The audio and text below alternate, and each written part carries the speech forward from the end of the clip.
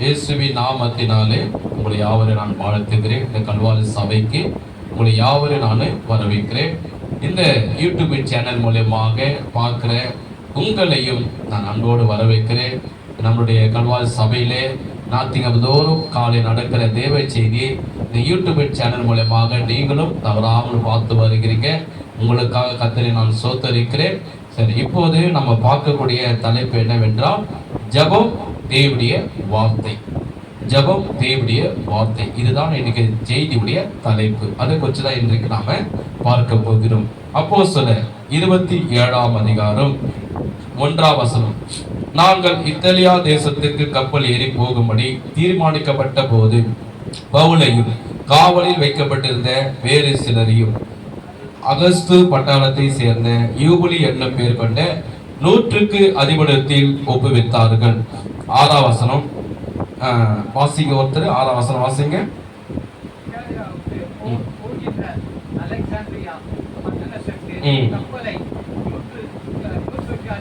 அதிபதி ஆகிய கண்டு எங்களை அதிலே ஏற்றினான். நான் வாசிக்கிறேன் 7ஆம் வசனம். காற்று எங்களை தடுத்தபடினால் நாங்கள் அநேக நாள் மெதுவாய் சென்று வருத்தத்தோடு கிதினோ பட்டணத்துக்கு எதிராக வந்து சல்மோனை ஊருக்கு எதிராய் கிரேத்தா தீவின் ஒதுக்கிலே ஓடினோம். அதை வருத்தத்தோடு கடந்து நல்ல துறைமுகம் எண்ணப்பட்ட ஒரு இடத்திற்கு வந்தோம். லேசியா பட்டணம் அதற்கு சமயமாய் இருந்தது. வெகு காலம் சென்று உபாச நாளும் கழிந்து போனபடினாலே இனி கப்பல் யாத்திரை செய்கிறது மோசத்துக்கு ஏதுவாய் இருக்கும் என்று பவுல் அவர்களை நோக்கி, மனுஷரே, இந்த யாத்திரையினாலே சரக்குகளும் கப்பல்களும் மாத்திரமல்ல, நம்முடைய ஜீவனுக்கும் வருத்தமும் மிகுந்த சேதமும் உண்டாகும் வேண்டும் என்று காண்கிறேன் என்று சொல்லி அவர்களை எச்சரித்தான். இப்போ என்ன, தயவு செய்து கவனிங்க. அந்த பகுதியை அப்படியே வைத்துக் கொள்ளுங்க. அந்த பகுதியில தான் நான் உங்களுக்கு விளக்க போகிறேன். அந்த பகுதியை தயவு செய்து அப்படியே வைத்துக் கொள்ளுங்க. இங்கே நம்ம பார்க்க போகிறோம். இந்த இடத்துல அப்போஸ்தலனாகிய பவுலை குறித்து பார்க்க போகிறோம். அவர் ஊழியத்துக்கு இத்தாலியா தேசத்துக்கு போகிறார். அந்த இத்தாலியா தேசத்துக்கு போகும்போது அந்த காலத்திலே கப்பல்ல போகிறாங்க. அந்த காலத்திலே பஸ்ஸோ ட்ரெயினோ ஆட்டோவோ அதுல எதுவுமே கிடையாது. ஒரு இடத்தை விட்டு ஒரு இடத்துக்கு போக கப்பல்ல தான் போவார்கள். கப்பல்ல அவர் இந்த பவுல் இந்த இத்தாலியா தேசத்துக்கு போய் சுவிசேஷத்தை அறிவிக்கிறதுக்காக கப்பல் ஏறி போகிறார். அவர் கூட யார் போகிறார்னா 100 அதிபதி, அந்த ரோம போற்றவர்கள். அந்த இடத்துல பவுல் எப்படி போகிறார் என்றால் ஒரு கைதியாக போகிறார். கைதியாக போகும்போது அவரு கூடவே கிட்டத்தட்ட 276 கைதிகளும் அங்கே இருக்கிறாங்க. நான் பைபிள வசனத்தை பிற்பாடு காண்பிக்கிறேன். இவங்க எல்லாம் கப்பல்ல போய் கொண்டு இருக்கும் போது இந்த கிரேத்திவா தீவு என்ன சல்மோனா என்ன ஊருக்கு எதிராக கிரேத்திவா என்ன தீவுல அவங்க கப்பல்ல போய் கொண்டு இருக்கிறாங்க. போகும்போது திடீர்னு அந்த இடத்துல அவளை கப்பல் கொஞ்சம் காற்று கொஞ்சம் அதிகமா அடிக்குது. அடிக்கிறதுனால கப்பலை பொறுமையா ஓட்டுகிறாங்க. ஓட்டும் போது பவுல் பரிசுத்தாவிலே உணர்ந்து அவர்களை சொல்லுகிறார். 100 அதிபதியை பார்த்து சொல்லுகிறார், நீங்கள் அந்த இடத்துக்கு போறது நல்லதல்ல. நீங்கள் அந்த இடத்துக்கு போனீங்க என்றால் கப்பல் சேதம் உண்டாகும், 2வது உயிர் சேதமும் உண்டாகும் என்று பவுல் என்ன பண்றார் என்றால் 100 அதிபதியை பார்த்து அவர் எச்சரிக்கிறார். இந்த 100 அதிபதியை பார்த்து எச்சரிக்கிறார். சரி, இதுல இருந்து நாம் என்ன கற்றுக்கொள்ள போகிறோம்? கர்த்தர் நம்மளோடு என்ன பேச போகிறார்? நமக்கு இதுல இருந்து என்ன ஒரு வெளிப்பாடை கொடுக்க போகிறார்? அதே போன்றுதான் இன்றைக்கு அந்த கப்பல் அவங்க போகிறது, இது தவறான திசை, இது தவறான பாதை, இந்த பாதைக்கு நீங்கள் போகாதீர்கள் என்று பவுல் எச்சரிக்கிறத நாம இங்க பார்க்கிறோம். பவுல் என்னவா அதுல இருக்கிறார்னா கைதியாக இருக்கிறார். அவரு கூடவும் 276 கைதிகள் இருக்கிறாங்க. அவர்கள் அதிகாரியா இருக்கிறது யாரா 100 அதிபதி. அந்த 100 அதிபதி பார்க்கலாம். ஆனாலும் அதே போன்றுதான் இன்றைக்கு நம்முடைய வாழ்க்கையில சரி, கர்த்தர் இப்ப உங்களோடு பேசுகிறார். கவனமா கவனிங்க. இந்த யூடியூப் சேனல் மூலமா பார்க்கிறேன், உங்ககிட்டயும் கர்த்தர் பேசுகிறார். நீங்க ரட்சிக்கப்பட்டிருக்கலாம், மனம் திரும்பி இருக்கலாம், ஞானஸ்நானம் எடுத்திருக்கலாம், ஞாயிற்றுக்கிழமை கரெக்டா நீங்க ஆலயத்துக்கு நீங்க வரீங்க. நீங்க தவறான வழிக்கு போக மாட்டீங்க, தவறான பாதைக்கு போக மாட்டீங்க. நல்ல தவறான டிவில கூட நல்ல காட்சிகள் இருக்குது, தவறான காட்சிகள் இருக்குது, நல்ல படங்கள் இருக்குது, தவறான படங்கள் இருக்குது. நீங்க தவறான படங்களை பார்க்க மாட்டீங்க, நல்ல படங்களை தான் பார்ப்பீங்க. இந்த உலகத்திலே கெட்ட ஃப்ரெண்டுங்க இருக்கிறாங்க, நல்ல ஃப்ரெண்டுகளும் இருக்கிறாங்க. நம்ம நல்ல ஃப்ரெண்டுங்களோட தான் பழகுவோம், கெட்ட ஃப்ரெண்டுங்களோட பழக மாட்டோம். ஏன்னா நமக்கு தெரியும் நம்ம எல்லாம் ஆளுடைய பிள்ளைங்க, நம்ம கெட்ட தவறான பிள்ளைகளோடு தவறான சிநேகிதத்தோடு ஃப்ரெண்டுகளோடு நம்ம பழக கூடாது அப்படின்னு சொல்லி பழக மாட்டோம். ஆனால் நான் உங்களுக்கு சொல்றது என்னவென்றால், உங்க பிள்ளைங்க, கவனிங்க, முகத்தை பாருங்க, உங்க குடும்பத்துல இருக்கிறவங்க, உங்க பிள்ளைங்க அல்லது உங்க குடும்பத்துல இருக்கிறவங்க, நீங்க ரட்சிக்கப்பட்டிருக்கலாம், நீங்க ஆவிக்குரியதுல இருக்கலாம், நீங்க ஆலயத்து வரலாம், நீங்க ஜெபம் பண்ணலாம், பைபிள் படிக்கலாம், எது தவறுன்னு உங்களுக்கு ஆண்டவர் உணர்த்தி இருப்பாரு. அந்த பாதைக்கு நீங்க போக மாட்டீங்க. தவறான வார்த்தையை நீங்க பேசாம இருப்பீங்க, தவறான பாதைக்கு நீங்க போகாம இருப்பீங்க, தவறான காரியத்தை நீங்க செய்யாம இருப்பீங்க.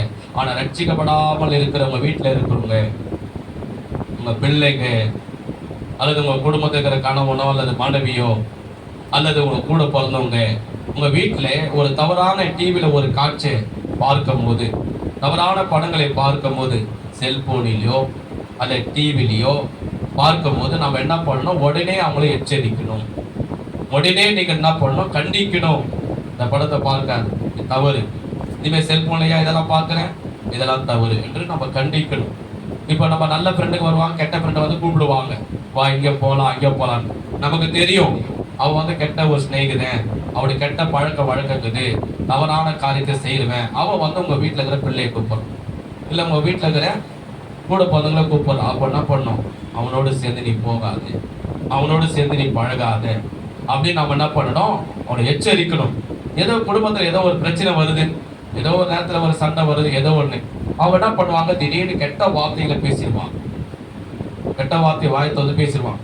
உடனே நீங்க என்ன பண்ணணும்? அது மாதிரி கெட்ட வார்த்தைய பேசக்கூடாது அப்படின்னு நம்ம என்ன பண்ணணும்? யாரா இருந்தாலும் நீங்க உங்க பிள்ளைகளுக்கு ஒரு தவறான இடத்துக்கு போகிறாங்கன்னா உடனே எச்சரிக்கணும், கண்டிக்கணும். தவறான வார்த்தைகளை பேசுறாங்கன்னா உடனே எச்சரிக்கணும், உடனே பேசணும். தவறான படங்களை டிவியில பாக்குறாங்க, செல்போன்ல பாக்குறாங்கன்னா உடனே நீங்கள் எச்சரிக்கணும். தவறான இடத்துக்கு ஃப்ரெண்டுகளோட சேர்ந்து அவங்க பிள்ளைகளோ இல்லை உங்க குடும்பத்திலோ போகிறாங்கன்னா உடனே நீங்கள் எச்சரிக்கணும். நல்ல ஒரு பழமொழி சொல்லுவாங்க, கிளையிலே கிள்ளி எறிய வேண்டும். முளைக்கும் போதே ஒரு இடம் வந்து ஒரு சவுறு இருக்குது, அந்த சவுத்துல வந்து ஒரு ஒரு அரச மரம் சின்னதா முளைக்கும். அரச மரம் சின்னதா முளைக்கும் போதே நீ கிள்ளி போட்டுடணும். அப்ப அந்த சவுருக்கு எந்த ஆபத்தும் வராது, மேல ஒழியாது. கவுடிங்க, நீ பரவாயில்ல சின்ன ஒரு அரச மரம் தானே அப்படி நீ விட்டுக்கினே வந்தினா, சின்ன அரச மரம் தானே இவ்வளவு பெரிய சவுருக்கு என்ன ஆக போகுது அப்படி விட்டுக்கினே வந்தினா, ஒரு நாள் அந்த பெரிய அரச மரம் வளர்ந்து வளர்ந்து அது வேறெல்லாம் அந்த செவுத்து உள்ள போய் கடைசி அந்த செவரே விழுந்து எல்லாரையும் அது கீழே இருக்குன்னு சாகடிச்சு இறந்து போய்க்கலாம். அது நிறைய இருக்கு.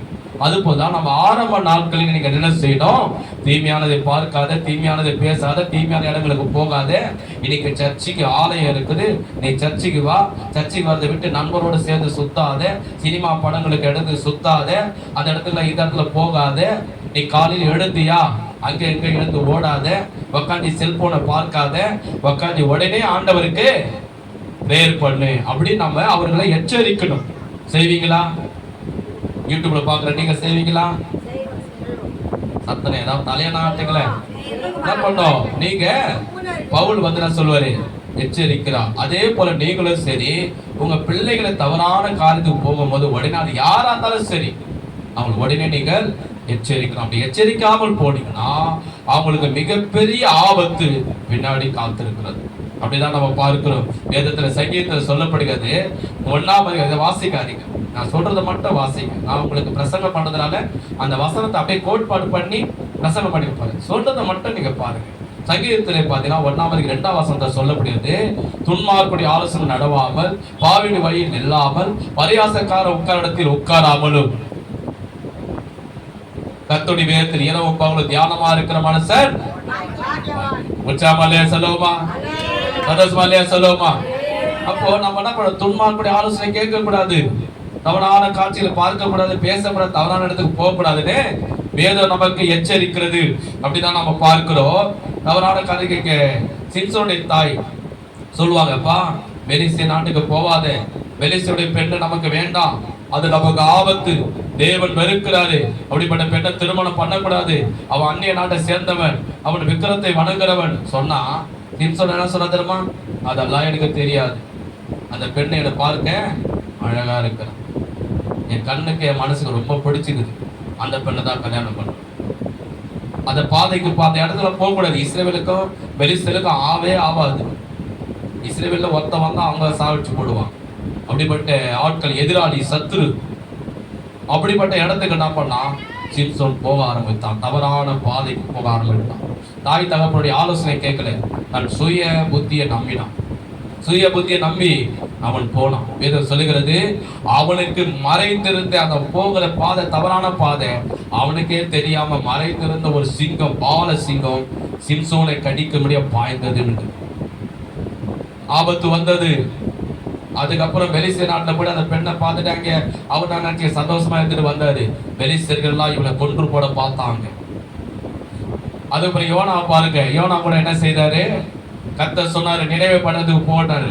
என் வார்த்தைக்கு பஞ்சு நினைவு பண்ணது போ, அஞ்சு போய் பிரசங்கம் பண்ணு சொன்னாரு. யோனா என்ன பண்ணா தெரியுமா, நினைவுக்கு போல, கர்த்தருடைய வார்த்தைக்கு படியில தன் சுய புத்தி மேல சாய்ந்து அவர் என்ன பண்ண, தர்ஷுக்கு போக, அந்த வேற ஒரு இடத்துக்கு போக கப்பல் ஏறினார். என்னாச்சு தெரியுமா, நினைவுக்கு போனா தர்ஷுக்கு போறாரு. வேற ஒரு இடத்துக்கு, தவறான இடத்துக்கு போனதுனால நல்லா ஸ்மூத்தா போயிடுச்சு. திடீர் ஒரு நாள் கடலுக்கு வந்துடுச்சு. காற்று பலமா அடிச்சது. அடிச்ச உடனே எல்லாரும் சாகர நிலைக்கு வந்துச்சு. அதே போலதான் இன்னைக்கு நம்ம வாழ்க்கை சரி, தவறான திசையிலே, தவறான பாதையிலே, தவறான வாழ்க்கையிலே, தவறான உலகத்திலே, தவறான மாம்ச காரியத்திலே, செல்போனுக்கு, டிவிக்கு, உலக கெட்ட ஸ்நேகத்துக்கு நம்ம போய் கொண்டு இருந்தா அது ஸ்மூத்தா போகிறமே தான் இருக்கும், நல்லா இருக்கிறமே தான் இருக்கும். ஆனா திடீர் ஒரு நாள் ஒரு ஆபத்து உனக்கு நேரிடும். அது யாரா இருந்தாலும் நம்முடைய பிள்ளைகளுக்கு என்ன பண்ணும், எச்சரிக்கை. ஒரு ஆமென் சொல்லுவோமா? சரி. இரண்டாவது அப்போஸ்தலர் 27ஆம் அதிகாரம் 16ஆம் வசனத்திலிருந்து பாருங்க. 11ஆம் வசனத்திலிருந்து பாருங்க. இப்ப பாருங்க, நான் சொல்றதை மட்டும் படிங்க. அப்போஸ்தலர் 27ஆம் அதிகாரம் 11ஆம் வசனத்திலிருந்து, நூற்றுக்கு அதிபதி பவுலினாலே சொல்லப்பட்டவளை பார்க்கிலும் மாலுமியும் கப்பல் எஜமானையும் அதிகமாய் நம்பினான். அந்த துறைமுகம் மழை காலத்திலே தங்குவதற்கு வசதியாய் இருந்தபடினால் அவ்விடத்தை விட்டு தென்மேற்கையும் வடமேற்கையும் நோக்கி இருக்கும் கிரேத்தா தீவில் உள்ள துறைமுகமாகிய பேனிக்ஸ் என்னும் இடத்திலே சேரக்கூடுமானால் சேர்ந்து மழை காலத்திலே தங்கும்படி அநேக பேர் ஆலோசனை சொன்னார்கள். தென்றல் மெதுவா அடித்தபடியால் தாங்கள் கோரினது கை குடிது வந்தது என்று எண்ணி அவ்விடம் விட்டு பெயர்ந்து கிரேத்தா தீவுக்கு அருகாக ஓடினார்கள். எல்லாரும் சேர்ந்து சொல்லுங்க, என்னோட சேர்ந்து. அநேக பேர் ஆலோசனை சொன்னார்கள், தாங்கள் கோரினது கைக்குடி வந்தது என்று எண்ணினார்கள். போதும். இப்ப தயவு செய்து என் முகத்தை பாருங்க, பைபிள் படி பைபிள் பாருங்க, பிரசங்கம் பண்ணுறது என் முகத்தை பாருங்க, அப்பதான் உங்களுக்கு புரியும். அந்த பகுதி அப்படியே வச்சுங்க, அந்த பகுதி நான் விளக்க போகிறேன். ஏன்னாவது இந்த நூற்றுக்கு அதிபதி பவுல் நான் சொல்றது, இந்த பவுல் ஒரு கைதி. இந்த பவுல் சொல்றது நான் கேட்கணுமா? ஏன்னா இவர் யாருன்னா, இவர் பேர் என்ன, நூற்றுக்கு அதிபதினா 100 பேருக்கு இவர் பெரிய ஆளு. பேரே நூற்றுக்கு அதிபதி பைபிள்ல சொல்லப்படுது. 100 பேருக்கு பெரிய ஆளுனா எவ்வளவு பெரிய பவர் அவருக்கு இருக்கு. பவுல் வந்து ஒரு கைதி. நீனே என்ன எச்சரிக்கை, அந்த வழியில போகாதேன்னு சொல்லி நூற்றுக்கு அதிபதி கேட்கல. அங்கே இருந்தா நிறைய பேர் இருந்தாங்க. அவருக்கு பட தளபதிகள் இருப்பாங்க, ரோம போர்ச்சர்கள் இருப்பாங்க, மாலுமி கப்பல் ஓட்டுறாரு இல்லையா, அந்த கப்பல் ஓட்டுற மாலுமி. அந்த மாலுமி சொல்றாரு, நீங்க வர அதிகாரி, அந்த வழியில போனா எந்த ஆபத்தும் வராது, அது சரியான வழி, கரெக்டான வழின்னு அந்த கப்பல் ஓட்டுற மாலுமி சொல்றாரு. கூட இருக்கிற போர்ச்சகனும் சொல்றான், எல்லாம் பார்த்து எப்படி இருக்குது, காற்றுலாம் அடிக்கலையே, நல்ல புயல்லாம் இல்லையே, நல்ல மழைலாம் இல்லையே, நல்லா தானே இருக்குது, நல்லா தானே போகுது அப்படின்றாரு. அப்போ நான் நூற்றுக்கு அதிபதி என்ன பண்றாரு, பவுல் சொன்னதை கேட்கல. நீ ஒரு கைதியா கொண்டு போறாங்க அந்த இத்தாலிய தேசத்துக்கு, உன்னையவும் பேச்ச நான் கேட்கணும், மன்னித்துக் கொள்ளுங்க. அந்த மாலுமிய பேச்சை கேட்கிற, அங்க இருக்க ரோம போர்ச்சர்கள் பேசுறாங்க, அந்த ஆலோசனை கேட்கிற. இதுக்கப்புறம் பாத்தீங்கன்னா பைபிள் சொல்லப்படுகிறது, அந்த வழியாவே கப்பல் போகுது. எப்படி போகுது, ஸ்மூத்தா போகுது, நல்லா போகுது. பைபிள் அப்படிதான் போகுது, நல்லா போகுது, ஸ்மூத்தா போகுது. அவன் அதிகாரி நூற்றுக்கு அதிபதியும் ரோம போர்ச்சர்கள் என்ன நினைச்சாங்கன்னா, நம்ம நினைச்ச காரியம் தான் கரெக்ட், நம்ம ஆலோசனை பண்ணதான் கரெக்ட், பவுல் சொன்னதெல்லாம் வேஸ்ட். அதெல்லாம் பிரயோஜனம் கிடையாது. நம்ம நினைச்ச காரியம் கரெக்ட், மாலுமி சொன்னது கரெக்ட், நம்ம பண்ண ஆலோசனை கரெக்ட். இப்ப கவனிங்க, இப்ப கர்த்தர் உங்களோட பேசு. இதுல இருக்கிற மறைப்பொருள்களே ஆவியானவர் உங்களுக்கு பேசுவார்.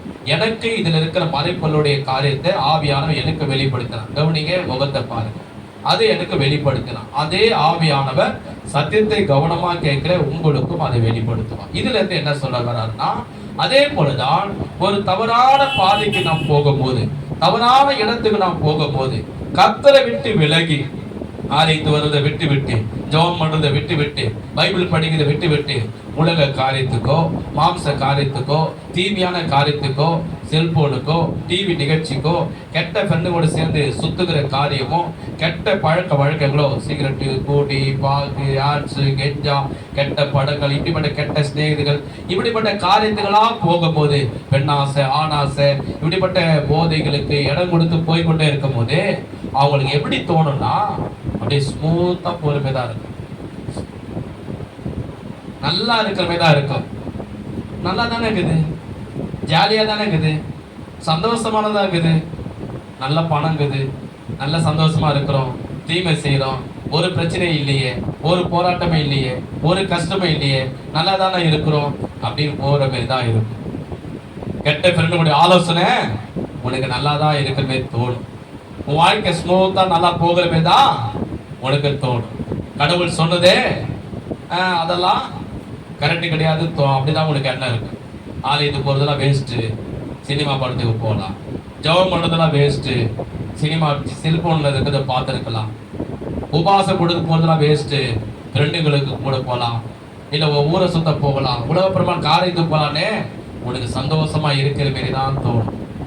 நல்லா கவனிங்க, இவங்க கப்பல் எப்படி போறாங்க, நம்ம நினைச்ச காரியம் கை கொடி வந்து நல்லா தான் இருக்குது சொல்லி கப்பலை இவங்க போறாங்க. கவனமா கவனிங்க, இதோடைய முடிவுல எப்படி ஆபத்து வருதுன்னு பாருங்க. அதுக்கப்புறம் 14ஆம் வசனம், அப்போஸ்தலர் 27ஆம் அதிகாரம், அதே அதிகாரம் தான், அந்த அதிகாரத்தை தான் நான் விளக்க போறேன், அதுல வைத்துக் கொள்ளுங்க. 14ஆம் வசனம், கொஞ்ச நேரத்துக்குள்ளே யூரக்லிதோன் என்னும் கடுங்காற்று அதில் மோதிற்று. கப்பல் அதில் அகப்பட்டு கொண்டு காற்றுக்கு எதிர்த்து போகக்கூடாதபடினால் காற்றின் போக்கிலே கொண்டு போகப்பட்டும், அப்படி கிளவுதா எண்ணப்பட்ட ஒரு சின்ன தீவில் ஒதுக்கிலே ஓடுகையில் வெகு வருத்தத்தோடு படவை வசப்படுத்தினோம். அதை எல்லாரும் சேர்ந்து சொல்லுங்க, வெகு வருத்தத்தோடு. மீண்டும் சொல்ல, வெகு வருத்தத்தோடு போதும் படவை வசப்படுத்தினோம். அதை அவர்கள் தூக்கி எடுத்து பின்பு பல உபாயங்களை செய்து கப்பலை சுற்றி கட்டி சொறி மணினாலே விழுவோம் என்று பயந்து பாய்களை இறக்கி இவ்விதமாய் கொண்டு போகப்பட்டார்கள். மேலும் பெரும் காற்று மழையில் நாங்கள் மிகவும் அடிபட்டபடினால், எல்லாம் சேர்ந்து சொல்லுங்க, பெரும் காற்று மழையினால் நாங்கள் மிகவும் அடிபட்டோம். போதும். மறுநாளில் சில சரக்குகளை கடலில் எறிந்தார்கள். 3ஆம் நாளில் கப்பலின் தளவிடங்களை எங்கள் கையினால எடுத்து எறிந்தோம். அநேக நாள் சூரியனாவது நட்சத்திரங்களாவது காணப்படாமல் மிகுந்த பெருங்காற்று மழையும் அடித்து கொண்டிருந்தபடினால் இனி தப்பி பிழைப்போம் என்னும் நம்பிக்கை முழுமையும் அற்று போயிற்று. என்னோட சேர்ந்து சத்தமா சொல்லுங்க, அநேக நாளாய் சூரியனாவது நட்சத்திரங்களாவது காணப்படாமல் மிகுந்த பெருங்காற்று மழையும் அடித்துக் கொண்டிருந்தபடினால் இனி தப்பி பிழைப்போம் என்னும் நம்பிக்கை முழுமையும் அற்று போயிற்று. கவனிங்க கவனிங்க, நிமிர்ந்து உட்கார்ந்து முகத்தை பாருங்க. ஏன் இதை வாசிக்க சொன்னா, இதில் ஆழ்ந்த அர்த்தம் இருக்குது, ஆழ்ந்த வெளிப்பாடு இருக்குது. மிகவும் கவனிங்க. இப்ப என்ன கவனிங்க, நான் பைபிள் நல்லா நிதானமா பொறுமையா படிச்சுட்டு என் முகத்தை பாருங்க. இது அர்த்தம் சொல்லப்படுது, இவங்க எப்படி போறாங்க, வாழ்க்கை ஸ்மூத்தா போகுது, நல்லா போகுது, எந்த ஆபத்தும் இல்லை அப்படின்னு நினைச்சாங்க. அந்த நூற்றுக்கு அதிபதி பவுலுடைய ஆலோசனை கேட்கல. கவனிங்க, கவனிச்சாதான் உங்களுக்கு வெளிப்பாடு உங்களுக்கு புரியும். அந்த நேரத்தில் அதே போலதான் இன்றைக்கு கர்த்தருடைய வார்த்தையை கேட்காமல், கர்த்தருடைய ஜெபம் பண்றதை கேட்காமல், ஆலயத்து வருவதை விட்டுவிட்டு, ஜெபத்தை வருவதை விட்டுவிட்டு, உபவாசம் கொடுத்து வருவதை விட்டுவிட்டு, இன்னைக்கு உலகப்பரமான காரியத்திலே, மாம்சமான காரியத்திலே, பாவ வழியிலே நாம் போய்கொண்டே இருந்தோம்னா, நம்ம உலகப்புறமா காரியத்தை சினிமாலே, டிவிலே, செல்போன்ல பார்த்துக்கிட்டே இருந்தோம்னா ஒரு ஸ்மூத்தா போறமேதான் இருக்கும். வேதம் சொல்லுகிறது, திடீரென்று பயங்கரமான ஒரு புயல், வேதம் சொல்லப்படுகிறது, பயங்கரமான வேதம் சொல்லுவேன், யூரோகிலிதோன் என்னும் கடும் காற்று, அந்த புயல் பேர் சொல்லப்படுகிறது யூரோகிலிதோன் என்னும் பெரும் புயல் அந்த கப்பல் மேல மோதிச்சு. இப்போ ஒரு புயல் வந்தது, அந்த புயல் பேர் தெரியுமா? இப்போ வந்தது பாரு, 1ஆம் தேதி 30ஆம் தேதி வந்து, போன மாசம் 30. இப்போ இந்த அடுத்த மாசம் 30, போன மாசம் 30ஆம் தேதி வந்தது. புயலுடைய பேர் தெரியுமா? பெஞ்சா புயல். அதுக்கு முன்னாடி புயல் வந்து ஞாபகம் இருக்கா? வரதா புயல். அந்த புயல் வந்துச்சுன்னா எல்லா இடங்களிலும் மரங்கள்லாம் அப்படியே சாட்டி விழுது. நிறைய இடத்துல ஓடெல்லாம் பிச்சுக்கிட்டு போகுது. நிறைய இடத்துல மரம், செடி, கொடியெல்லாம் விழுந்து போகுது. ஏன்னா அந்த புயல் வந்துச்சுன்னா பயங்கரமான காற்று, பயங்கரமான புயல் வந்தவுடனே வீடு, பொருள் எல்லாமே சேதமாகும். இங்கேயே நம்ம அந்த நிலத்துல இருக்கிறோம், மண்ணில் வாயிரும். நமக்கே இவ்வளோ ஆபத்துனா யாருமே அன்னைக்கு சொன்னாங்க, வெளியில நம்ம போகக்கூடாது, எல்லா பொருளும் 1 நாளைக்கு 2 நாளைக்கு 3 நாளைக்கு முன்னாடியே வாங்கி வச்சுக்கிறோம். எல்லாரும் வீட்டுக்குள்ள இருந்தோம். சரி, நம்ம உயிர் காப்பாற்ற. இவங்க கப்பல்ல எங்க இருக்கிறாங்க? கடல் நடுவுல இருக்கிறாங்க. கப்பல் சாட்டிச்சுன்னா எங்க விழும்? கடல்ல விழுந்து உள்ள செத்து போவாங்க. காற்று பலமா அடிக்குது. இவங்களுக்கு என்ன, கடல்ல இருக்கிற கப்பலுக்கு என்ன சப்போர்ட் இருக்குது? நம்மனா வீட்டுக்குள்ள ஓடி போயிட்டு கதவு சாத்தி தாப்பால் போட்டுப்போம். இவங்க எங்க போய் சாதிப்பாங்க? கப்பல் சாஞ்சிச்சுனாலே இவங்க கதி போயிட்டு கேசு. பயங்கரமான காற்று, பைபிள் இப்ப படிச்சே நீ அதுக்கு தான் தெளிவா படிக்க சொன்னேன். பயங்கரமான மழை, பயங்கரமான புயல் வந்தது. ஆனா இங்க எத்தனை பேரும் கப்பல்ல இருக்கிற பவுலும் 100க்கு அதிபதி எல்லாரும் கப்பல் உள்ள இருக்கிறாங்க. பயங்கரமான புயல், பயங்கரமான காற்று. இப்ப மாலுமி சொல்றான், உள்ளவங்க சொல்றான், கவனிக்க, உங்களுக்கு சொல்ல போறேன். சொல்றான், ஐயோ இந்த கப்பல்ல இருக்கிறதுனால இந்த கப்பல் சீக்கிரமா வேகமா நம்ம கரைக்கு போக முடியல. வேகமா போவாத என்ன பண்றது? சீக்கிரமா அதிகாரி, இந்த நம்ம கப்பல்ல வச்சிருக்கிற நிறைய பொருள்கள் எடுத்து வந்துக்கிறோம். ஆயில் கொண்டு வந்திருக்கிறோம், கப்பல் ஓட்டத்துக்கு நிறைய உணவு கொண்டு வந்திருக்கிறோம், நிறைய பொருள்கள் கொண்டு வரோம். இதெல்லாம் கப்பல் வந்து நம்ம தூக்கி போட்டணும். அந்த தூக்கி போட்டுட்டா கப்பல் வந்து லெகுவாயிடும். அதனால கொஞ்சம் வேகமா ஓட்டிட்டு போலாம். ஏன்னா பயங்கரமான புயல் நம்ம கப்பல் மேல மோதுது அப்படின்னு சரி சொல்லி எல்லா பொருளையும் எடுத்து கப்பல் வந்து தூக்கி கடல்ல போடுறாங்க. அப்படியே இவங்களால போக முடியல. பயங்கரமான காற்று அடிக்குது, பயங்கரமான புயல் அடிக்குது. நான் ஒரு இடத்துக்கு பைக் ஓட்டின்னு போன பாருங்க, அப்படியே பைக்கே ஆடுது. அப்படியே பைக்ல ஓட்டிட்டு போறேன், பைக்கே இப்படி ஆடுது அந்த காற்றுல. எஸ்அப்பா அப்படின்னு நினைச்சு ஜெபம் பண்ண போனேன். அப்படிப்பட்ட புயல், பயங்கரமான புயல் அடிக்குது. இவங்களால முடியல, இவங்களால நகர முடியல. காத்து அடிக்குது, பயங்கர மழை பெய்யுது. என்ன செய்யணும்? ஒரு சில கடல் அது சும்மா இருக்குமா? பயங்கரமா வலது போறோம், இடது போறோம், முன்னும் பின்னும் கடல் கொந்தளிக்கும். இவங்களால போக முடியல, எல்லாத்தையும் தூக்கி போடுறாங்க. இவங்களால முடியல. பைபிள்ல உங்களுக்கு சொல்ல வாய் நான் அறிக்கை சொன்னேன், நாம இருக்கா? மிகுந்த வருத்தத்துவம் சொல்லுங்க, மிகுந்த வருத்தம் அவங்களுக்கு ஸ்டார்ட் ஆயிடுச்சு. அதுக்கப்புறம் சொல்லப்படுகிறது, போட்டு கப்பல் போகுது, ஒரு சைட்ல பின்னாடி பாகம், முன்னாடி பின்னாடி பாகம் உடையுது. ஒரு டைட்டானிக் கப்பல் சொன்னா ஞாபகம் வரன்னு நினைக்கிறேன். டைட்டானிக் கப்பலுடைய படம் பார்த்திருப்பீங்க. கடல்ல பயங்கரமா அது உடைஞ்சது பாருங்க ஒரு பக்கம். அது காட்டினாங்க. அது வந்து படம், இது நிஜம், அது கதை, இது சத்தியம். அப்படியே பின்னாடி கப்பல் பார்க்க பாதி பாகம் உடையுது. என்ன பண்றது உங்களுக்கு தெரியல. பயங்கரமான ஒரு சில புயல், ஒரு சில மழை, ஒரு சில காற்று, ஒரு சில கடல் கொந்தளிக்குது. உள்ள பவுல் இருக்கிறாரு, அதாவது 100க்கு அதிபதி இருக்கிறான், 276 பேர் இருக்கிறாங்க. என்ன பண்றது தெரியல. இன்னொன்னு சொல்ல போனா, இப்ப நம்ம இடத்துல நம்ம சூரியன் வெளிச்சம் போயிடுச்சுன்னா நைட் ஆகும்போது நம்மளாம் வீட்டுக்குள்ள போயிட்டு எல்இடி லைட்டை போட்டுப்போம். இங்க கடல் நடுவுல இருக்கிறாங்க, சூரிய வெளிச்சமே வரல. இரவு நைட்ல கொஞ்சம் வெளிச்சம் நட்சத்திரத்து மூலியமா வரும். இந்த கிராமத்துல பாத்தீங்கன்னா தெரியும், நான் கிராம இடத்துல போவேன். கிராம இடத்துல போனா நம்மளை போல பல இடத்துல வந்து ரோடு வெளிச்சம் இருக்காது. அந்த நிலா வெளிச்சம் தான் கொஞ்சோண்டு இருக்கும். அது மாதிரி கிராம இடத்துக்குலாம் நான் போய் சேர்ந்திருக்கிறேன். நிறைய இடங்களில் போய் பண்ணும்போது நிலா வெளிச்சம் தான் கொஞ்சம் இருக்கும். அந்த வெளிச்சத்துல நாங்க நடந்து போவோம். இவங்க எங்க இருக்கிறாங்க? கடல்ல நடுவுல இருக்கிறாங்க. சூரியனும் இங்க வெளிச்சம் இல்லை, சந்திரனும் வெளிச்சம் இல்லை. நான் சொல்ற கதை இல்ல, பைபிள்ல இருக்குது. நான் உங்களுக்கு விலைக்கு சொல்றேன். வெளிச்சம் இல்லை. அப்போ எல்லாம் எப்படி இருக்கும் அவங்களுக்கு? கண்ண முன்ன எப்படி இருக்கும்? எல்லாம் சுத்தி இருட்டாகுது. வலதுபுறம் போவை தெரியல, இடதுபுறம் தெரியல, முன்னம் தெரியல, பின்னம் தெரியல, சூரியனை தெரியல, நட்சத்திரல. ஒரு நாள் இல்ல. பைபிள்ல சொல்லப்படுகிறது பல நாட்கள் இல்ல. இவங்க மனசை நினைச்சிட்டாங்க ஒரு தீர்மானம் என்னன்னா, இனிமேல் உயிர் வாழ கண்டிப்பா எல்லாரும் சாவடி. நூற்றுக்கு அதிபதி பவுல், எல்லாரும் போச்சவங்க, கைதிக எல்லாரும் சாவு போறோம். முழு நிச்சயமா நம்மனால வேதம் சொல்கிறது, இனி தப்பி பிழைப்போம் என்ற நம்பிக்கை முழு நிச்சயமா முழுமையா அற்று போயிட்டோம். இனிமேல் நம்ம உயிர் வாழவே, கரைக்கு போய் சேரவே, இனிமேல் நம்ம வாழவே. காற்று பயமா அடிக்குது, புயல் கடினமா பயங்கரமா அடிக்குது, கடல் ஒரு சைடுல கொந்தளிக்குது, சூரியனுடைய வெளிச்சம் தெரியல. அது தெரிஞ்சா கூட நம்ம வச்சு நம்ம பார்க்கலாம் டெலஸ்கோப் மூலியமா. அந்த சைடு வழியில ஒரு ஏதோ ஒரு சின்ன இடம் தெரியுது, ஒரு மலை தெரியுது, ஒரு தீவு தெரியுது, ஏதோ செடி தெரியுது, ஏதோ ஊர் தெரியுதுன்னு பார்க்கலாம்.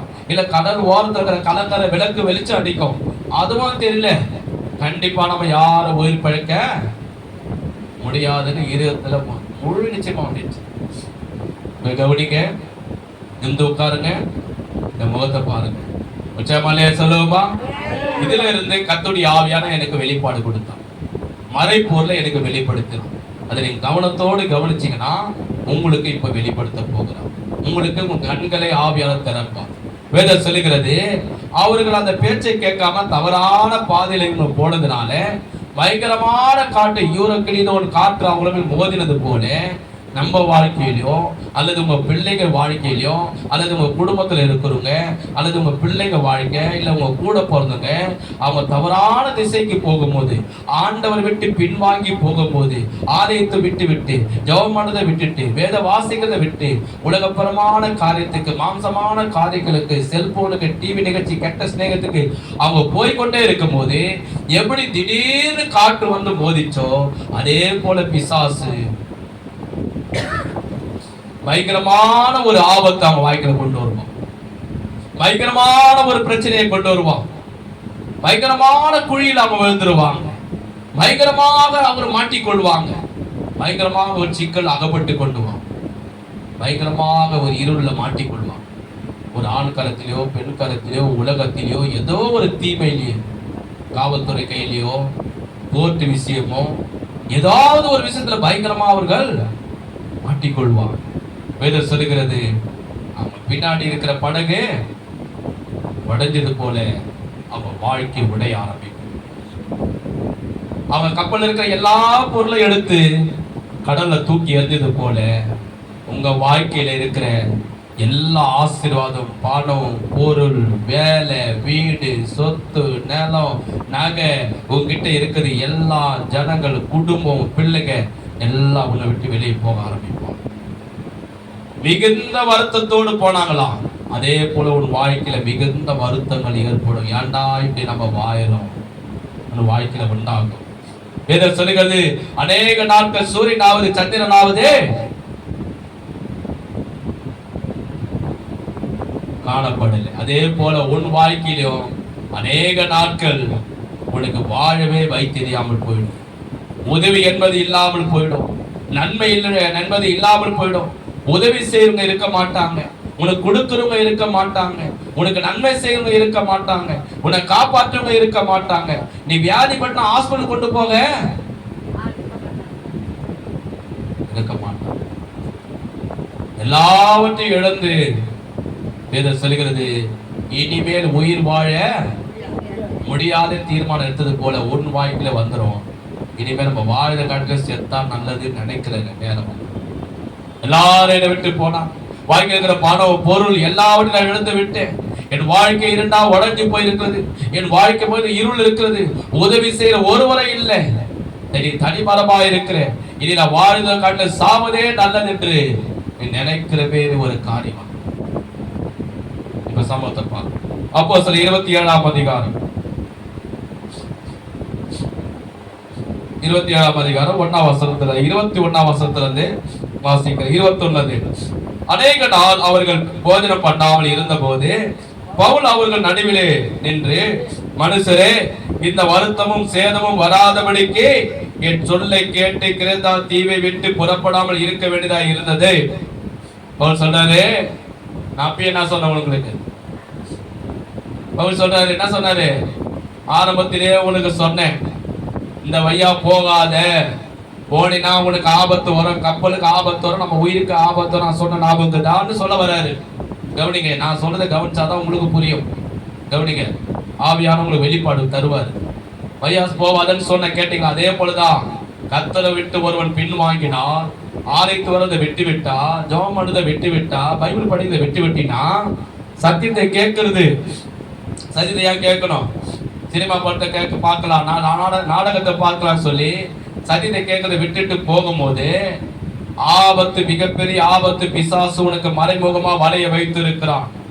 அது கர்த்தருடைய வார்த்தை மூலமா உனக்கு அநேக முறை எச்சரித்து, அநேக முறை சத்தியத்தை நீ கேட்டு மீண்டும் மீண்டும் தவறுல போனா ஆபத்து வரணும் முன்னாடியே உனக்கு கர்த்தர் எச்சரித்தார். வசனத்தின் மூலமா எச்சரித்தார், போதனை மூலமா எச்சரித்தார். பவுல் சொன்னார் இல்லையா, முன்னாடியே உனக்கு நான் சொன்னேன், இந்த வழியில கப்பலை ஓட்டாத, போகாத, ஆபத்து உனக்கு மறைந்திருக்க சொன்ன. கேட்டீங்களா? நீ நான் சொல்றது, நான் நினைக்கதான் கரெக்ட்னு போனேன். இப்ப பத்தியா எல்லாவற்றையும் இழந்து கப்பல் ரெண்டா உடைஞ்சி சாகர நிலைக்கு வந்துட்டோம். இப்ப பவுல் பேசுறேன், என்ன சொல்றாரு? 22ஆம் வசனம்.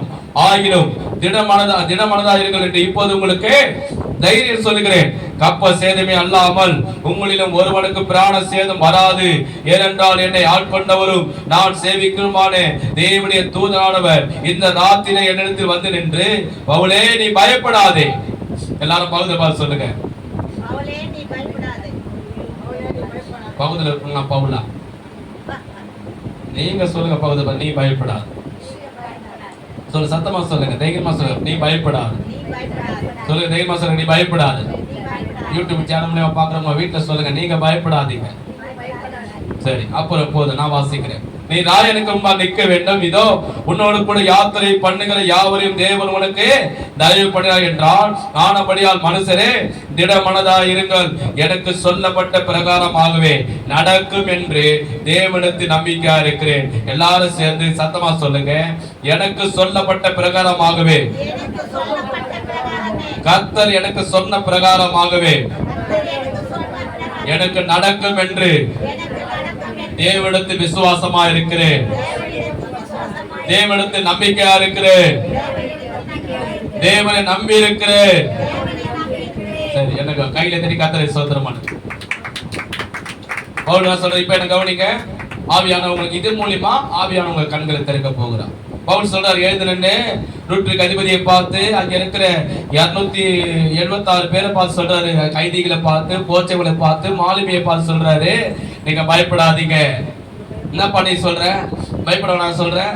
இருட்டா இருக்குது, கடலுக்குள்ள போகிறோம், காற்றடிக்குது, கடல் கொந்தளிக்குது, இனி கடல் பாதியா ரெண்டா உடைஞ்சிச்சு, இனிமேல் கடல் உள்ள போக போறோம், நீ போய் பயப்படாதுன்ற. பயப்படாதீங்க. இன்றைக்கு இரவு, நேற்று இரவுல ஒரு தேவதூதர் எண்ணத்துல வந்து, பவுலே நீ பயப்படாதே, நீ ராயனுக்கு முன்பாக நிற்க வேண்டும்.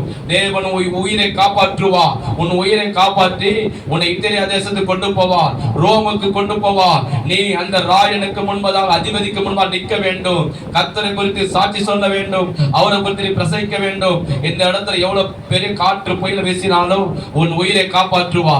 உன் உயிரை காப்பாடுவது மாத்திரமல்ல, கூட கப்பலிலே பிரயாணம் பண்ணுகிற எல்லா கைதிகளையும், எல்லா அதிபதிகளையும் உன் நிமித்தமாக, உன் ஜபத்து நிமித்தமாக கர்த்தர் காப்பாற்றுவார் என்று என்கிட்ட சொன்னார். நூற்றுக்கு அதிபதியே, நூற்றுக்கு அதிபதி பார்த்து சொல்றார். அவர் சொல்றாரு, என்னப்பா புயல் அடிக்குது, காற்று அடிக்குது, எந்த கரண்ட்டும் இல்லை, பார்த்தா இரவும் பால் சூரியன் வச்ச இல்லை, கடல் கப்பலே உடஞ்சி போய்க்குது, நம்ம உள்ள போகிறோம். எவ்வளவு நாள்? ஒரு நாளா, 2 நாளா, எவ்வளவு மாதம்?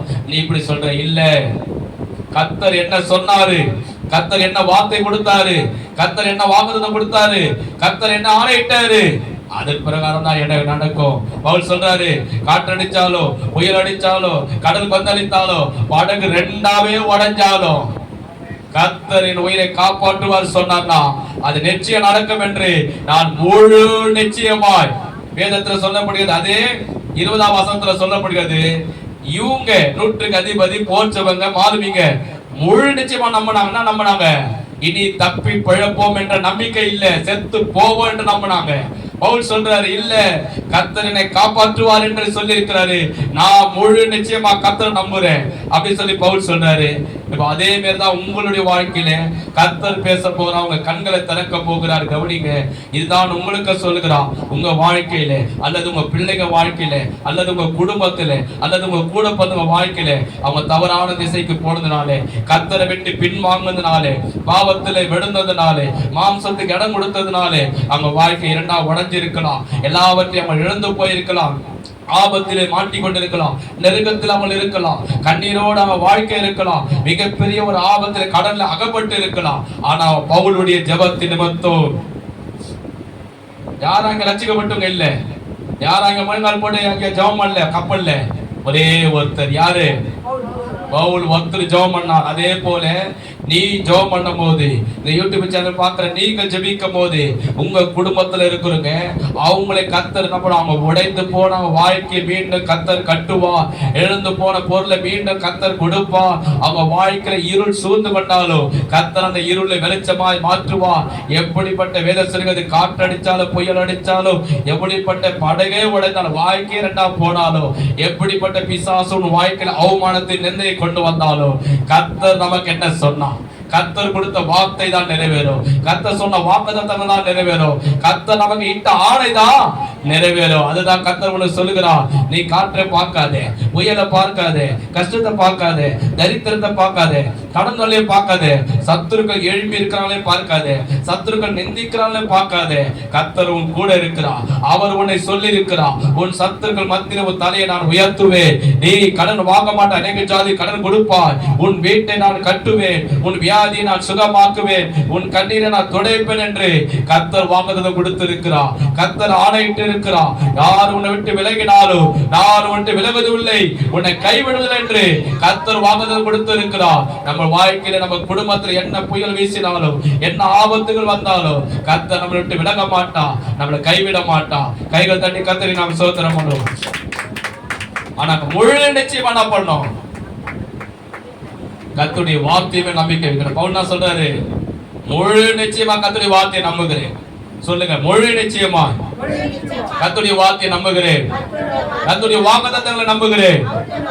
அவர் சொன்ன பிரகாரம் தான் எனக்கு நடக்கும், என் குடும்பத்துக்கு நடக்கும், என் சபைக்கு நடக்கும். ஆமென். நல்ல கைதடி ஆண்டவரை ஸ்தோத்திரம் பண்ணுங்க. பவுல் சொல்றாரு, ஆனா இவங்க கரை போய் சேர்ந்தாங்களா? வேற இல்ல. இதான் சாப்பிட்டு நிறுத்தினேன். என்ன பண்ணி பாருங்க 33, சீக்கிரம் பாருங்க 33ஆம் வசனம். பொழுது விடுகையில் எல்லாரும் போஜனம் பண்ணும்படி பவுல் அவர்களுக்கு தைரியம் சொல்லி, நீங்கள் இன்று 14 ஒன்றும் சாப்பிடாமலும் பட்டினியாக இருக்கிறீர்கள், ஆகையால் போஜனம் பண்ணும்படி உங்களை வேண்டிக் கொள்கிறேன். நீங்கள் தப்பி பழப்பதற்கு அது உதவியா இருக்கும். உங்கள் தலையிலிருந்து ஒரு மயிரும் விழாது என்றான். எல்லாரும் சேர்ந்து சொல்லுங்க, உங்க தலையிலிருந்து ஒரு மயிரும் கீழே விழாது. போதும், நான் வாசிக்கிறேன். இப்படி சொல்லி அப்பத்தை எடுத்து எல்லாருக்கும் முன்பாக தேவனை சோதரித்து அதை பிட்டு புசிக்க தொடங்கினான். எல்லாரும் சேர்ந்து சொல்லுங்க, சத்தமா சொல்லுங்க, எல்லாருக்கும் முன்பாகவும் தேவனை சோதரித்தார். போதும், நான் வாசிக்கிறேன். அப்போது எல்லாரும் திடமனப்பட்டு புசித்தார்கள். அது 37. கப்பலில் 276 பேர் இருந்தோம். போதும், இப்ப என்ன கவனிங்க, நான் உங்களுக்கு அதை விளக்குறேன். ஆவியான உங்க கண்களை திறப்ப. அதுக்கப்புறம் சம்பவம் நடக்குது. கப்பல தான் இருக்கிறாங்க, நடுக்கடல தான் இருக்கிறாங்க, காற்று அடிக்குது, புயல் அடிக்குது, இருட்டா இருக்குது. மறுநாள் காலையில பவுல் என்ன சொல்றாரு, நீங்க பயப்படாதீங்க, நம்ம செத்துருவோம், மனைவி பிள்ளைகளை பார்க்க முடியாது, அப்பா அம்மா பார்க்க முடியாதுன்னு பயப்படாதீங்க, இனி கரை சேரவனு பயப்படாதீங்க, தைரியமா இருங்க. அப்ப இருக்குது, கொஞ்சம் சாப்பிடுங்க, சாப்பிடாம இருந்தீங்கன்னா கொஞ்சம் பலவீனமா ஆயிடுங்க, சாப்பிட்டா கொஞ்சம் பலன் கிடைக்கின்றாரு. இவங்களால சாப்பிட முடியல. ஏன் உள்ளத்துல பயம், செத்து போனோடனே பயம். அந்த பயத்துல இருந்தாங்க. பவுல் சொன்னாரு, பயப்படாதீங்க, தைரியமா நீங்க சாப்பிடுங்க சொல்லி எல்லாருக்கும் முன்னாடி அந்த அப்பத்தை எடுத்து கர்த்தருக்கு ஸ்தோத்திரம் பண்ணி அவரு சாப்பிடுறாரு, எல்லாருக்கும் கொடுக்குறாரு. அங்க இருந்த எல்லாருமே ரட்சிக்கப்பட்டவங்க இல்லை, கர்த்தரை வணங்குறவங்க இல்லை, கர்த்தரை தொழுது கொள்ளுங்க இல்லை. ஆனா எல்லாருக்கும் முன்னாடி பவுல் என்ன பண்ணாரு? கர்த்தரை ஸ்தோத்திரம் பண்ணாரு, அப்பத்தை எடுத்து ஸ்தோத்திரம் பண்ணாரு. அதே மாதிரிதான் உங்களுக்கு சொல்றாரு இப்போ கர்த்தர். கவனிங்க, உங்க கண்கள் ஆவியால் திறப்பா. எனக்கு திறந்தா எங்க நம்ம வீட்டுல சாப்பிட்டாலும், கல்யாணத்துல சாப்பிட்டாலும், சொந்தக்கார வீட்டுல சாப்பிட்டாலும், எங்க போய் நீ சாப்பிட்டாலும், ஒரு தண்ணி குடிச்சாலும் கர்த்தருக்கு ஸ்தோத்திரம் சொல்லி சாப்பிடணும். கர்த்தருக்கு ஸ்தோத்திரம் சொல்லி நம்ம தண்ணி குடிக்கணும். கர்த்தருக்கு நமக்கு இந்த உணவு கொடுத்தாரு. எவ்வளோ பேர் பசியும் பட்டினமா இருக்கிறாங்க, பசி எடுக்க நேரத்தில் இந்த ஆகாரம் கொடுத்தாருன்னு சொல்லி நன்றி இருந்ததோடு நம்ம சாப்பிடணும். ஒரு முறை ஒரு கடைக்கு போனேன், கடைக்குள்ள ஒரு பேக்கரி வாங்க போனேன். ஒரு மனுஷன் அங்கே நின்றுந்தார். ஏன்னா அவரு கேட்கல, உண்மையாக நின்றுந்தார். ஏன்னா அப்படியே தாகத்தோ அப்படியே பசியோடு பார்த்தேன். நான் நினைச்சுக்கிறேன் அந்த பேக்கரி வெயில நிற்கிறார், அப்படியே இவருக்கு பசிப்பால. நானே கேட்டேன் அவரை பார்த்து, என்னப்பா உங்களுக்கு வேணும்? அப்படி ரொம்ப அழுதார். நீங்க அழுவாதீங்கப்பா, உங்களுக்கு என்ன வேணும் சொல்லு, நான் அந்த பேக்கரில இருந்து வாங்கித்தரேன் அப்படின்னு அவர் சொன்னார். ரொம்ப அழுதார். நீங்க அழுவாத நிறுத்துங்க, உங்களுக்கு பேக்கரில நீ என்ன சாப்பிடணும்னு ஆசைப்படுற சொல்லு, நான் வாங்கி தரேன் அப்படின்னு. எனக்கு 2 பண்ணு போதும் அப்படின்னா. வேற என்ன கூட வேணும்னு சொல்லுப்பா, உனக்கு பண்பட ஜாம் வேணுமா, உனக்கு கேக் வேணுமா, பிரெட் வேணுமா, உனக்கு எது வேணும் சொல்லு, நான் வாங்கி தரேன். ஏன்னா நான் புரிஞ்சுக்கிறேன் அவர் பசியோடு இருக்கிறேன். அப்போ சொன்னார், ஐயா எவ்வளோ நேரம் நான் பசியோடு இங்கே இருக்கிறேன், எனக்கு சாப்பாடு கொடுக்க யாரும் இல்லை, எதுவும் வாங்கி கொடுக்க யாரும் இல்லை. போகிற வாரம் கூட 5 ரூபா 10 ரூபா போகிறது கூட தாங்க பண்ணாங்க. ஆனால் நீங்கள் வந்தவுடனே நீங்கள் இதெல்லாம் வாங்கிக்க நீ சாப்பிடுன்னு சொல்கிறீங்களே அப்படின்னு சொல்லி நான் அதனால தான் நான் அழுதேன். எனக்கு பசியோடைய நிலைமை எனக்கு தெரியும்ப்பா, நீ ஒன்றுமே இல்லாமல் நிற்கிறேன்னு எனக்கு தெரியும். அதனால உனக்கு நான் செய்தனா ஆண்டவர் என்னை 10 மடங்கு ஆசிரியப்பார் சொல்லி அவருக்கு 2 பண்ணு வாங்கி கொடுத்துட்டு அவர் கையில காசும் கொடுத்துட்டு அவருக்கு ஆண்டவர் போய் சொல்லி ஜெபம் பண்ணிட்டு வந்தேன். பாருங்க, பசியோடு இன்னைக்கு ஒரு ஆள் இல்லை, எவ்வளோ பேர் இருக்கிறாங்க. நீ பசியோடு இருக்கும் போது ஆகாரத்தை ஆண்டவர் கொடுக்குறான்னா நன்றி சொல்லு. வேதத்தை சங்கீதத்தை சொல்லப்படுது, காக்கை குஞ்சுகளுக்கும் ஆகாரம் கொடுக்கிறாராம், அதுங்க கூட ஆண்டவருக்கு நன்றி சொல்லுதான். சமுத்திரத்துக்கு திமிங்காலத்துக்கு கூட ஆண்டவர் ஆகாரம் கொடுக்கிறாராம், அது கூட நன்றி சொல்லுது. ஆனா நம்ம என்ன பண்ணுவோம்? ஐயோ பிரியாணி கப்பு கப்பு கப்புன்னு சாப்பிட்டுருவோம். எப்பா கச்சிதரா கறி, கச்சிதரா மீன், கச்சிதரா சிக்கன் அப்படின்னு நினைக்கிறோம். இது இல்லாம எவ்வளோ பேர் கஷ்டப்படுறாங்களே. ஆண்டவரே இந்த உணவு கொடுத்துரு, நீ நன்றி சொல்லணும். சொந்தக்காரர் பார்ப்பாங்களே, கூட பந்தவங்க பார்ப்பாங்களே, அவங்க நான் நினைப்பாங்க, இவங்க நான் நினைப்பாங்க. சொந்தக்கார வீட்டில் உட்காந்து இருக்கிறோமே, இவங்க ரட்சிக்கப்படாதே. பவுல் சொல்றாரு, எல்லாருக்கும் முன்னாடி பவுல் என்ன பண்ணாரா? கர்த்தரை ஸ்தோத்திரம் பண்ணி சாப்பிட்டாராம். மறைஞ்சிருந்து ஓரமா போய் அவர் மூடியில உக்காஞ்சி முழங்கால் போட்டு அவர் நன்றி சொல்ல, எல்லாருக்கும் முன்னாடி ஆண்டவரை சோத்தரித்து அவர் ஆகாரம். அதே போல நீங்களும் இருக்கணும். எல்லாருக்கும் முன்னாடி நீங்க என்ன பண்ணணும்? ஆண்டவருக்கு நன்றி சொல்லி சாப்பிடும்போது எல்லாரும் உணர்வாங்க, பரவாயில்லையே எவ்வளவு நாங்களும் ஒரு கடவுளை வணங்குறோம், நாங்களும் ஒரு தெய்வத்தை வணங்குறோம், நாங்க கூட கொடுக்குற ஆகாரத்துக்கு நன்றி சொல்ல, ஆனா உன் தேவனுக்கு நீ நன்றி சொல்லி சாப்பிடுறேன்னு சொல்லி ஆண்டவரை மகிமைப்படுத்துவார்கள். கைகள் தட்டி ஆண்டவரை ஸ்தோத்திரம் பண்ணு. ஏசப்பா கூட என்ன பண்ணாரு? அப்பத்தை எடுத்து பிதாவே உமக்கு ஸ்தோத்திரம் சொல்லி அதை விட்டு அங்க உக்காந்து 25,000 ஜனங்களுக்கு பசியோடு இருப்பாங்கன்னு அவர் ஆகாரம் கொடுத்துட்டு போனாரு. அவர் என்ன பண்ணிருக்கலாம்? நான் பிரசனம் பண்ணிட்டேன், முடிஞ்சிச்சு, நீங்களா வீடு போய் சாப்பிடுங்க போங்க அப்படின்னு அவர் போல. எல்லாருக்கும் அப்பத்தை மீண்டும் கொடுத்துட்டு பசியார கொடுத்துட்டு மீண்டும் 12 கூடை எடுத்தாள். அல்லேலூயா. அதனால நீங்கள் என்ன பண்ண, என்ன சாப்பிட்டாலும் கர்த்தர் கொடுத்தாருன்னே சொல்லி ஸ்தோத்திரம். இது என்ன இது சாப்பாடு இப்படி இருக்குது, இது என்ன பிரியாணி இப்படி இருக்குது அப்படின்னு நம்ம எப்போவுமே நினைக்கணும். நான் உண்மையான சொல்றேன், நாங்கள் எப்போவுமே எங்கள் வீட்டில் கூட நீ வந்து கேட்டு பாருங்க, எங்கள் வீட்டில் கூட இவருக்கு என்ன பிடிக்குன்னு கேட்டு பாருங்க, தெரியாதுன்னு சொல்லுவான். இவருக்கு என்ன பிடிக்குன்னு கேட்டு பாருங்க, தெரியாதுன்னுமா. ஏன் தருமா? எது கொடுத்தாலும் ஸ்தோத்திரம் பண்ணி சாப்பிடும். எனக்கு கேட்பாங்க, வீட்டில் இதை செய்யணுமா, அதை செய்யணுமா, இதை பண்ணணுமா, உனக்கு என்ன விருப்பப்படுது அதை நீ செய்யணும்.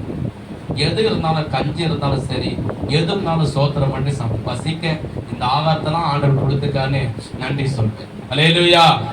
அதுமாரி அப்போதான் நம்ம ஆண்டவர் அதை பார்த்து உன்னை ஆசீர்வதித்து உனக்கு நல்ல உணவை உனக்கு கொடுப்பேன். எவ்வளவு பெரிய கோடீஸ்வரங்க, எவ்வளவு பெரிய பணக்காரலாம் இன்னைக்கு ஒண்ணு இல்லாம பிச்சை எடுக்கிற நிலைமைக்கு வந்திருக்கிறாங்க தெரியுமா உங்களுக்கு? தெரியா. ஆனா நம்ம கொடுக்கறதுக்காக என்ன பண்ணோம்? ஆண்டவர் எதை கொடுத்தாலும், யார் என்ன கொடுத்தாலும் ஆண்டவருக்கு ஸ்தோத்திரம் நன்றி இதெல்லாம் கொடுத்தாரு நன்றி சொல்லணும். அல்லேலூயா.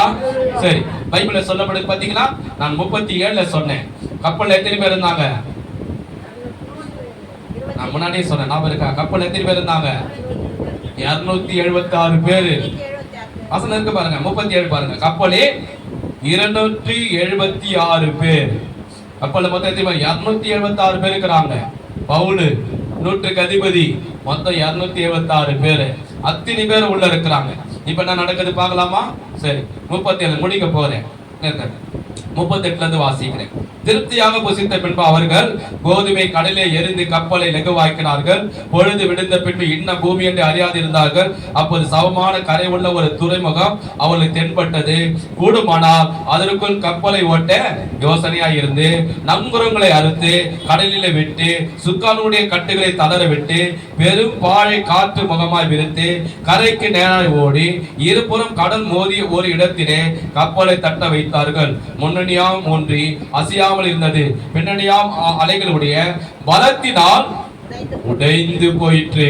அப்போது காவல் பண்ணப்பட்டவர்களில் ஒருவனும் நீந்தி ஓடி போகாதபடிக்கு அவர்களை கொன்று போட வேண்டும் என்று போற்றவன் யோசனையாய் இருந்தான். நூற்றுக்கு அதிபதி பவுலையும் காப்பாற்ற மனதாயிருந்து அவருடைய யோசனையை தடுத்து நீந்த தக்கவர்கள் முந்தி கடலிலே விழுந்து கரையேறவும். 44 கடைசி வசனம். மற்றவர்களில் சிலர் பலகைகளின் மேலும் சில கப்பல் துண்டுகளின் மேலும் போய் கரையேறவும் கட்டளையிட்டார். இவ்விதமாய் எல்லாரும் தப்பி கரை சேர்ந்தார். எல்லாரும் சேர்ந்து எல்லாரும் தப்பி கரை சேர்ந்தார். மீண்டும் சொல்லுங்க, எல்லாரும் தப்பி கரை சேர்ந்தார். நல்ல கைகதறி ஆண்டவரை சோதனம் பண்ணுவோமா? எனக்கு இப்ப சம்பவம் சொல்லி நான் முடிக்க போகிறேன். இப்ப தயவு சேர்ந்து கவனிங்க. என்ன நடக்குது? மறுபடியும் போறாங்க. பயங்கரமான காற்று அடிக்குது, புயல் அடிக்குது, பயங்கரமான கடல் கொந்தளிக்குது. பின்னாடி வேதத்துல இப்ப படிச்சு இல்லையா, பின்னாடி கப்பல் இருக்கிற படகு ரெண்டா உடஞ்சிச்சு. ரெண்டா உடஞ்ச உடனே கடல்ல இருக்கிற தண்ணி கப்பல்ல வராம இருக்குமா? மழை தண்ணியே வீட்டுக்குள்ள வந்து கடல் தண்ணி வராம இருக்குமா? கடல் தண்ணி அதுவும் பெருசு. கடல் உள்ளே போய் மாட்டிக்கிறாங்க. நிலத்துடைய 3 மடங்கு பெருசு எதுனா கடல் தான். நிலத்துடைய நம்ம வாயில பூமியை விட 3 மடங்கு பெருசா கடல். அந்த கடல் உள்ள இருக்கிற கப்பல்லாம் எங்க ஏமாத்துக்கும் கடுகு அளவு கூட சமம் கிடையாது. தண்ணி எல்லாம் உள்ள வருது. எல்லாரையும் பார்க்கற ரோம போச்சவனா நினைச்சான் இந்த கைதிகள் எல்லாரையும் சாவச்சிடலாம். ஏன்னா அவனுடைய சட்டத்திட்டம் அப்படிதான், அவனுடைய அதிகாரத்துடைய அரசாங்கம் அப்படிதான். கைதி தப்பி போக கூடாது. கவனிங்க, கைதி தப்பி போக கூடாது. அப்படி தப்பி போனான்னா அவனை சாகடிச்சு, இல்லைன்னா தப்பிக்க வைக்கிறவனை போச்சவனை அதிபதி சாகடிச்சிருவான். அவன் சட்டம் அது.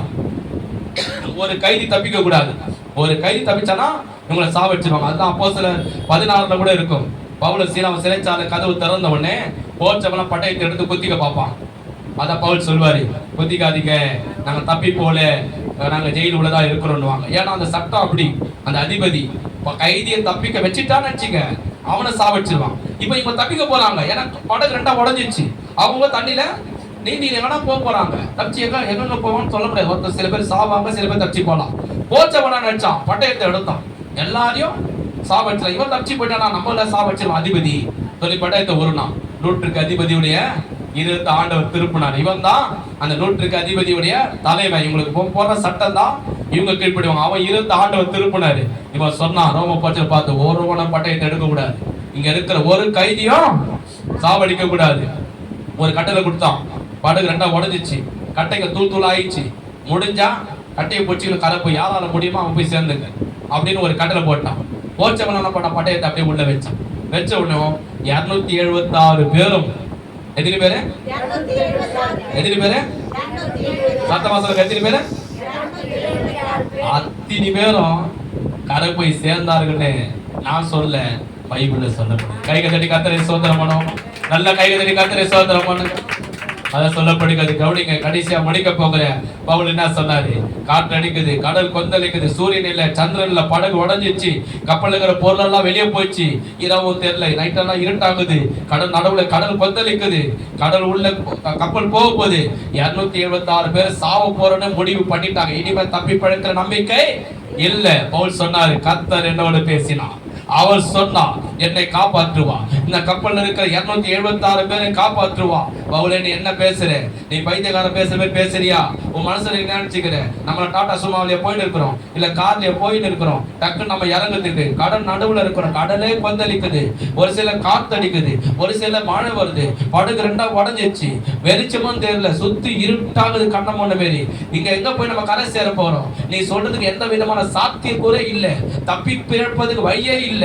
ஆனா பவுல் சொல்றாரு, தப்பி பிழைப்பதுக்கு வழியே இல்லைனா கூட பரவாயில்ல, உதவி செய்ய ஆளே இல்லைனா கூட பரவாயில்ல, சூரிய வெளிச்சம் இல்லைனா கூட பரவாயில்ல, கடல் அடிச்சாலும் காத்தடிச்சாலும் கடல் கொந்தளித்தாலும் படகு ரெண்டா உடைஞ்சாலும் கர்த்தர் இது எல்லாம் உண்டாக்கின அந்த சராசங்களை உண்டாக்கின தேவன் அவர் என்னோடு இருக்கிறார். அவர் என்னை காப்பாற்றுவா, என்னை கரை சேர்ப்பா. என்ன மட்டுமல்ல, உங்களுக்காக நான் ஜெபித்திருக்கிறேன், உங்களை எல்லாரையும் காப்பாற்றுவார் சொன்னாரு.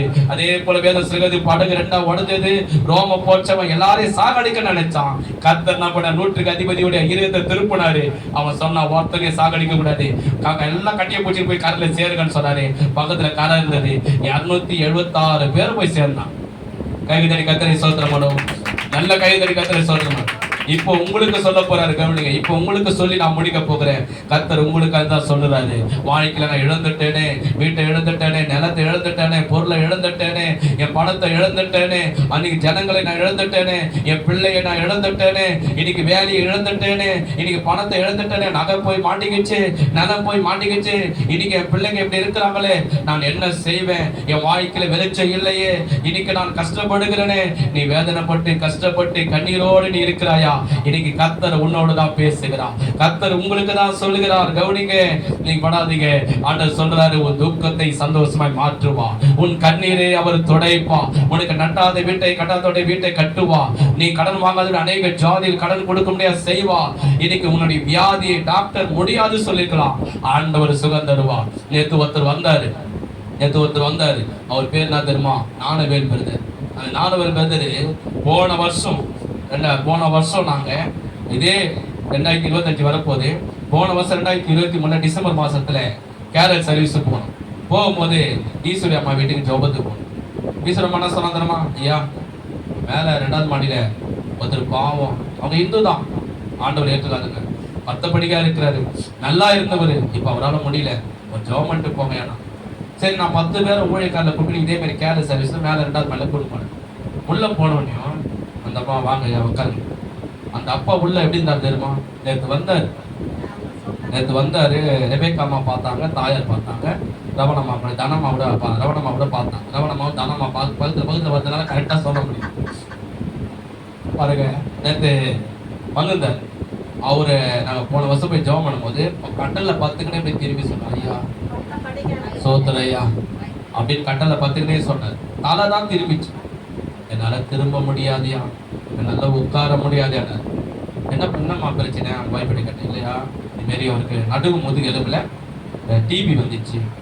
டிபி வந்து நடு முதுகுல எலும்பை சாப்பிட்டுச்சு. ரொம்ப ஆப்ரேஷனு, 5 லட்சம் இந்த ஹாஸ்பிட்டல், அந்த ஹாஸ்பிட்டல் 30,000, இந்த ஹாஸ்பிட்டல் 20,000. அங்க எங்க எல்லாம் பார்த்து எல்லாம் ஃபுல்லா பெல்ட் கட்டி இருக்கிறாங்க, எல்லாம் உள்ள ஸ்டீல் வச்சிருக்கிறாங்க. திருப்பி தான் பேசுறாங்க. 10க்குனே ஆள் எப்படி இருக்கிறாரு, இந்த சுண்டு வரல பேர் இந்த எலும்பும் தோலுமா அந்த சதை ஒட்டிக்குது அப்படின்னு. நான் சொன்னேன், ஆண்டவர் உனக்கு சுகம் தருவா. உன் பாவங்களுக்காக ரத்த சிந்து மறித்தா, அவருடைய தழும்பல நீ சுகமாகுவ. ஐயா டாக்டர் முடியாதுன்னு சொல்லிட்டாங்க. ஆண்டவர் சொன்னார், உன்னால முடியும். ஏன் நிக்க முடியுமா? நிக்க விட முடியாதையா, 10க்குனே தான் அப்படி சாஞ்சி தான் வாயில ஊட்டுவாங்க எனக்கு. ஆண்டவர் சொல்ற, நீ எழுந்து நிப்ப, நீ நடப்ப, ஆலயத்து வருவ, நீ சாட்சி சொல்லுவ, என் தேவனால கூடாத காரியம் உலகத்துல ஒன்றுமில்லை சொல்லி நாங்க எல்லாம் 10 பேர் சேர்ந்து அவரை கட்டில பக்கமா சுத்தி முழங்கால் போடிட்டு, ஏதோ கதை இல்லைங்க, சாட்சி அடுத்த வாரம் கூட நான் சொல்ல வைக்கிறேன் பாருங்க. அப்படி ஜெபம் பண்ணிட்டு வந்தோம். எனக்கு போன் பண்ணாரு, ஐயா ஆண்டவருடைய கிருபையினால ஜெபம் பண்ணிட்டு போனீங்க, நீங்க நான் நல்லா இருக்கிறேன், நான் சர்ச்சுக்கு வரேன்னாரு. நேற்று உபவாச கூட்டம், 21 நாள் உபவாச கூட்டம், காலைல 11 மணிக்கு வச்சிருந்தேன். அவர் தான் முதல்ல 10 மணிக்கெல்லாம் வந்தாரு. சேர்ல உட்காந்து ஆள் எப்படி தந்துருமா, இப்படி இருந்தவரு இப்படி குண்டாயிட்டாரு. ஐயா நான் சாட்சி சொல்ல நேரம் இல்லை, முடிஞ்ச அடுத்த வாரம் ஞாயிற்றுக்கிழமை வந்து நான் சொல்றேன்னு சொல்லிட்டு நல்ல ஆளு எண்ணெய் காட்ட குட்டா இருக்கிறாரு. நானா பரவாயில்ல, எண்ணெய் காட்ட அவ்வளவு குட்டாயிட்டாரு, படி ஏறுறாரு, நடக்கிறாரு. ஐயா நான் சொன்னவங்களால போங்க, நான் பைக்ல விடுறேன்னு நானே சேராட்டில் போறியா சொல்லி இங்கேருந்து இன்னொரு சேராட்டை போச்சு, இன்னொரு சேராட்டை போச்சு, இன்னொரு இங்கே சர்ச்சை முடிச்சுட்டு இன்னொரு சர்ச்சைக்கு போற. நன்றி சொல்ல கைகளை தட்டி கர்த்தரை ஸ்தோத்திரம் பண்ணுங்க. இன்னைக்கு பாத்தீங்கன்னா ஆண்டவர் எல்லாவற்றையும் திரும்ப கொடுத்தா, அதுதான் உனக்கு சொல்ற, நீ எழுந்தது எல்லாவற்றையும் திரும்ப கர்த்தர் இரட்டதனையாய் கொடுப்பா. உன் வாழ்க்கை மீண்டும் கட்டுவா, உன் குடும்பத்தை மீண்டும் கட்டுவா, உன் இருளை வெளிச்சமாய் மாற்றுவா. உன் சொந்த உன்னை அற்பமா நினைத்துவங்க, பேசுறவங்க, பார்த்துவங்க, நினைச்சுவங்க மத்தியிலே உன் தலையை கர்த்தர் உயர்த்துவா. கர்த்தருடைய வார்த்தை மேல் நம்பிக்கை வை, கர்த்தருடைய வாக்குத்தத்தம் மேல் நம்பிக்கை வை. உன் ஜெபத்திலே கர்த்தருடைய வார்த்தையை பிடித்துக்கொள். என்ன வாழ்க்கையில புயல் அடிச்சாலும், காற்று அடிச்சாலும், இருள் சூழ்ந்து கொண்டாலும், எதை இழந்தாலும் உன் ஜெபத்திலே கர்த்தருடைய வார்த்தையை பிடித்துக்கொள், கர்த்தருடைய வாக்குத்தத்தத்தை பிடித்துக்கொள். ஆண்டவர் உன் சூழ்நிலையை மாற்றுவா, உன் இருளை வெளிச்சமாய் மாற்றுவா. நீ எழுந்ததற்கான 2 மடங்கு கொடுத்து உன்னை ஆசீர்வதிப்பா. 4 பேர் மத்தியில் உன் தலையை உயர்த்தி உன்னை வாழ வைப்பா. நல்ல கைகளை தட்டி ஆண்டவரை நாம் ஸ்தோத்திரம் பண்ணுவோமா. அதான் சொல்லி ஜெபிக்கணும். 2வது கர்த்தருடைய வார்த்தை மேல் நம்பிக்கை வைக்கணும். புரியுதா? நாங்க கூட 21 நாள் ஜெபிக்கிறேன், 21 நாள் உபவாசம் போட்டு ஜெபிக்கிறேன், நம்பிக்கை இல்லை. கர்த்தருடைய வார்த்தை மேல் நம்பிக்கை, கர்த்தருடைய வாக்குத்தத்தம் மேல் நம்பிக்கை. சாப்பிடாம ஜெபிக்கிறேன், அது மேல நம்பிக்கை இல்லை. கர்த்தருடைய வார்த்தை மேல் ஜெபிக்கிறேன், கர்த்தருடைய வாக்குத்தத்தம் மேல் நம்பிக்கை. ஜெபம் நான் ஜெபம் பண்ண பாருங்க, முழங்கால தான் நிற்பேன், உட்கார மாட்டேன். 2 மணி நேரமான முழங்கால் நிற்பேன். அந்த முழங்கால் மேல நம்பிக்கை இல்லை, கர்த்தருடைய வார்த்தை மேல, கர்த்தருடைய வாக்குத்தத்தம் மேல எனக்கு நம்பிக்கை. சாப்பிடாம தான் உபவாசிக்கிறேன் 24, வெறும் தண்ணி டீயை தான் குடிக்கிறேன். ஆனா அது மேல எனக்கு நம்பிக்கை இல்லை. கர்த்தருடைய வார்த்தை மேல், கர்த்தருடைய வாக்குத்தத்தம் மேல் அவர் எனக்கு சொன்னதை நிச்சயம் நிறைவேற்றுவார். கைகளை கர்த்தரை நாம் ஸ்தோத்திரம் பண்ணுவோமா? கையில காணிக்க